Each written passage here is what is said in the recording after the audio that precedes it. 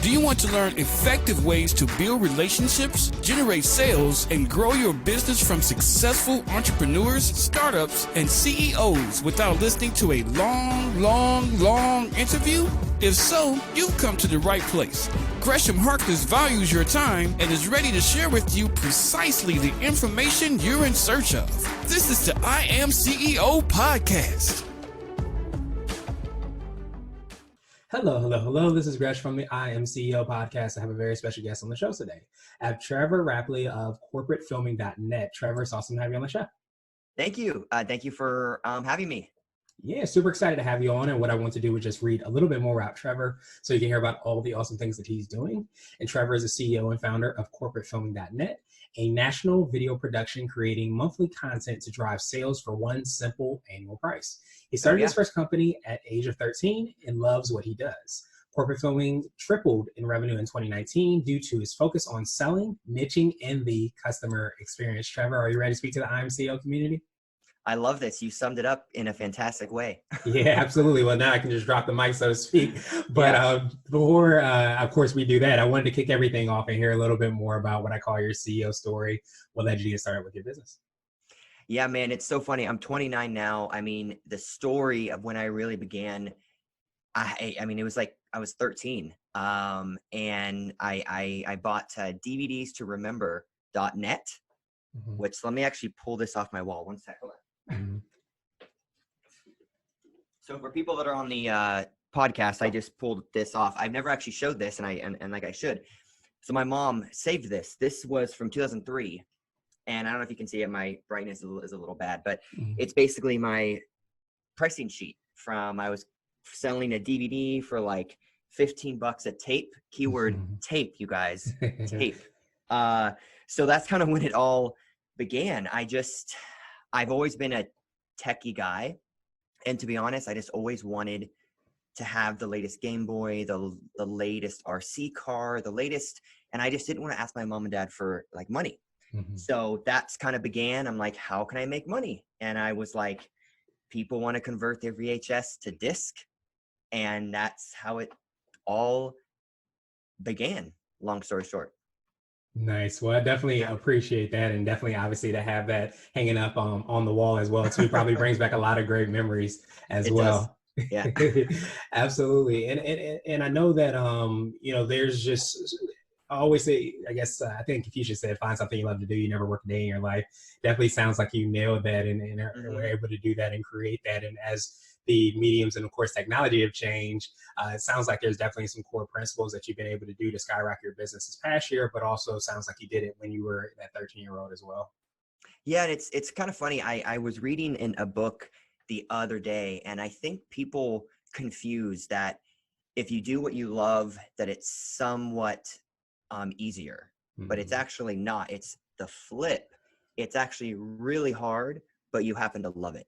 Yeah. So doing what you love is not easy. And I think people have that flip. I'll just find my passion. It will be easy. I'll sleep until 10 a.m. And I'm like, it's the opposite. Like there is a direct correlation with CEOs and how much they work on their business, not just in it.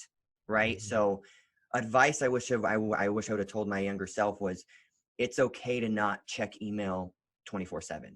Like get out in the world, go meet people, sell something, close something, just get top line revenue, because that's really the only thing that matters when you first begin.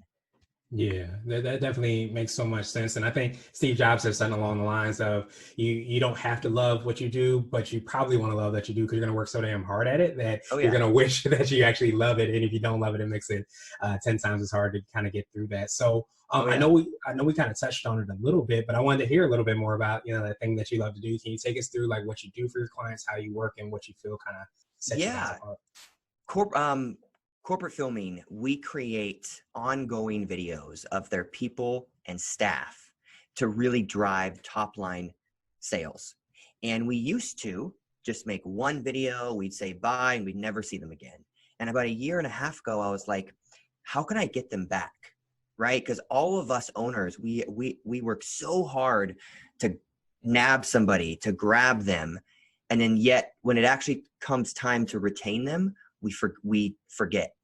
So one of my favorite things that we started doing is, instead of offering one video a year, we're like, hey, how can we create ongoing video content, right? So what we specialize in is creating videos anywhere in the US. We don't charge travel, we don't charge hotel, and then every 30 days they get 2 new videos in their inbox. So marketing teams love us because they can just text us and say, hey, can you go to Michigan? Can you go to LA? And I think the reason why it worked so well is people don't want to be nickel and dimed. So we never nickel and dime clients that work with us.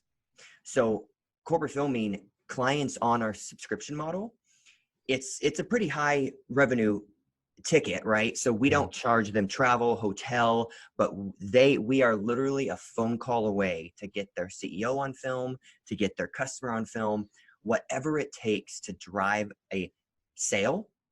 And we found that to be the most successful when you highlight the story and passion behind why someone works for you, because people want to work with fun people. So we tell people, hey, let's highlight your people before we highlight what you're trying to sell. Mm-hmm. Yeah, that makes so much sense. And especially, you know, with a medium like video, probably unlike other mediums, you don't necessarily get that, I guess, human connection as much. And to be able to, as you said, you know, get to introduce and know a person's, you know, team and they're the people they're going to be interacting with outside of what they're doing, probably gets that opportunity to build that connection before, you know, you're even, you know, picking up the phone to call. Yeah. And I think you really hit it on the head. It's like, who am I working with? Mm-hmm. Right? With digital, with everything so digital these days, no one really has time, at least people we are targeting, to drive into our office, spend a half day in traffic, sit in our office, drive back in traffic. Nobody has time for that. So the way that companies can kind of jump above that is getting a video of your salespeople, of your CEO, of just who am I speaking with?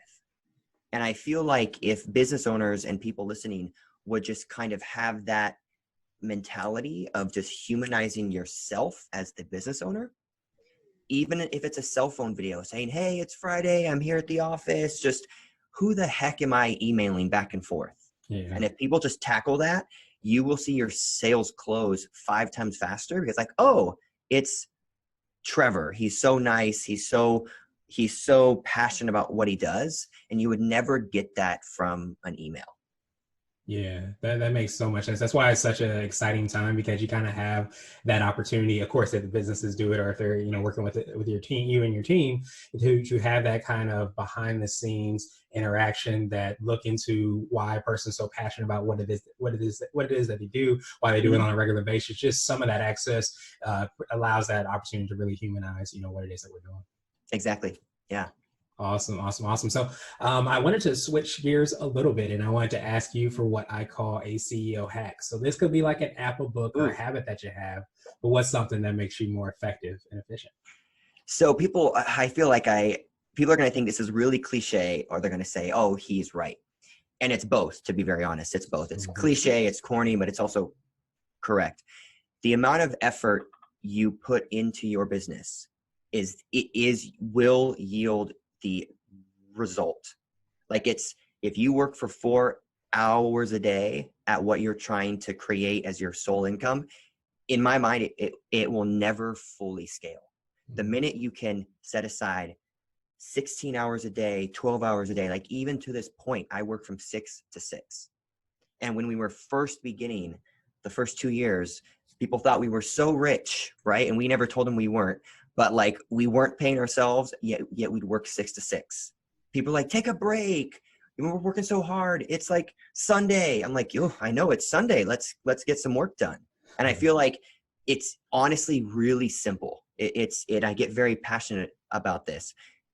The more work you put in, the more strategic work you put into your business, the better your business will be. That doesn't mean checking email. That means vendor relations. That means updating your website. That means sending out 20 emails. More importantly, making 20 phone calls. I definitely appreciate that hack. And I know you touched on this as well, so I didn't know if you had anything else here, but I wanted to ask you for what I call a CEO nugget, which might be like a word of wisdom or a piece of advice, might be around video and branding, but what's something you would either tell your younger business self or even maybe tell a younger client that's just getting started? Honestly, the first thing that came to mind, which is why I laughed, is you are forgotten the second you hang the phone up. Mm. And it's literally that simple. So your sales call, the person you're trying to nab, the person you're trying to hire, you are forgotten the second they say bye. So what can you do to stay top of mind? And with us, it's following up every 2 weeks. It's an actual phone call. It's leaving this thing called a voicemail, which people think has gone out the window, but it hasn't. Leave an 8-second voicemail. Hey, it's Trevor, corporate filming. Can't wait to chat. Bye. Bam. It's sending them a thank you card, something they can actually hold and put on the side of their desk. So that would be my one nugget is you are forgotten the second you hang up the phone. So what can you do to stay top of mind? Yeah, that makes so much sense. And I think from like a marketing or probably even a sales perspective, I think it was always you need to have 7 to 10 touches, but that probably has gone through the roof with all this technology and accessibility that we have, that you do have to continue to do those things and having a mentality that, people aren't going to remember you unless you continue to follow up and continue to follow up in thoughtful and strategic ways. It helps you to stay top of mind. Exactly. Yeah. Awesome. And so now I want to ask you my absolute favorite question, which is the definition of what it means to be a CEO. And we're hoping to have different quote unquote CEOs on the show. So Trevor, what does being a CEO mean to you? That's a great, I've never been asked that so direct. So I love that. Honestly, what it means to be a CEO, it's not about you. It's about your team. It's about scaling something that is sustainable. Because if you grow so fast, but then you can't sustain quality, then you shouldn't have grown in the first place. So honestly, the best CEOs are the ones that realize it's not about you. It's about your team. It's about your clients. And it took me years to actually realize this, years where I say to my team, what do you think you should do? Not telling them 100 times a day, oh, do this. It's, well, how would you counter that? Or how would you do that? And I'm amazed because sometimes they come up with an idea that's 10 times better than I would come up with. So then I just step back. All right, well, why am I telling them what to do?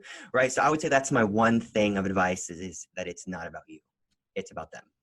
Yeah, it makes so much sense. And I think, a lot of times when you have a strong mission, as we kind of talked about in the very beginning, but that penetrates everything you're doing from building the company, the organization, you start to be able to call upon that mission. And it becomes bigger than yourself, bigger than us as individuals. It becomes the team, it becomes the mission, it becomes the clients and their expectations and what it is that they're doing. And you start to kind of penetrate and create that corporate culture where every action that you're taking goes through that lens. So I think that's an awesome definition and perspective. Yeah. And something else I want to leave people with is like, we just started this thing called the daily huddle. And I was so against it, but it's a 5-minute daily huddle. And you actually don't sit, you stand up and you go around the room and say, what are the 3 things you did yesterday? And what are the 3 things you will accomplish today? And it just gets everybody on the same page. And it just reminds everybody what their big goals are. And no one's ever goal is to check email. Because that's not a goal. That's like just a thing you do, right? So that's something I'd recommend that I wish we would have started years ago. It just gets everybody ingrained in what the big goal is for that day. Yeah, absolutely. No, I love that. And I think with so many times that we're so, there's so many distractions and things that are in the way that a lot of times it could be really hard to be focused when you start a day with a daily huddle to say, hey, this is the 3 things we're going to tackle. This is, not the small tasks sometimes that we take in order to reach our goals, but our actual goal. And you drill down on that. That's when that starts to happen and those dominoes start to fall. So definitely appreciate that as well. And I wanted to see if there's anything additional you want to let our readers and listeners know, and then of course how best they can get a hold of you and find out about all the awesome things you're working on. Yeah, I my last piece of advice is no one wants to work for a like know-it-all. No one wants to work for a boss that knows everything. So I literally try and find moments in my day to say the words, I don't know.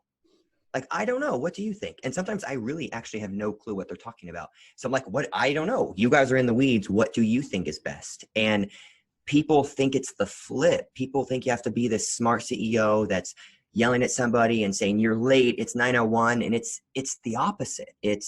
I actually have oh, you know what? I totally forgot. My fault. Can you help me with this? Like, it just gives your team the ability to also say, I forgot to, or I messed up, or I effed up. It gives them the autonomy to also say that. So, I love leadership books. They're one of my favorite things. So, something else I like to read as well. But yeah, we are corporatefilming.net. Our website is corporatefilming.net, and you can find us on Instagram, corporatefilmingusa. And my personal Instagram is Trevor Loves Story, because we are storytellers. And my direct email is trevor@corporatefilming.net. Awesome. Well, thank you so much again, Trevor. We will have the links and information in the show notes so that everybody can follow up with you. But I appreciate the reminder as well, too, of being able to kind of empower everybody on the team so that they're able to make decisions. And you don't have to be the smartest person in the room, because none of us want to be that if we want to be successful. So definitely appreciate that reminder and all the great things you're doing. I hope you have a fun the rest of the day. Thank you for listening to the I Am CEO podcast, powered by Blue 16 Media. Tune in next time and visit us at IAM575.co. IAM575 is not just a phrase, it's a community. Be sure to follow us on social media and subscribe to our podcast on iTunes, Google Play, and everywhere you listen to podcasts. Subscribe and leave us a 5-star rating. Grab CEO gear at www.ceogear.co. This has been the I Am CEO podcast with Gresham Harkless. Thank you for listening.